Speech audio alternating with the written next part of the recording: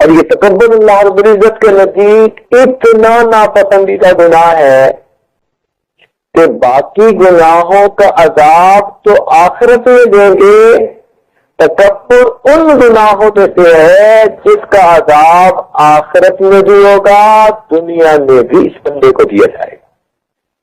وہ تکبر آدمی کو موت نہیں آ سکتی جب تک کہ اس کے تکبر کی اس کو سزا دنیا میں بھی نہ مل جائے۔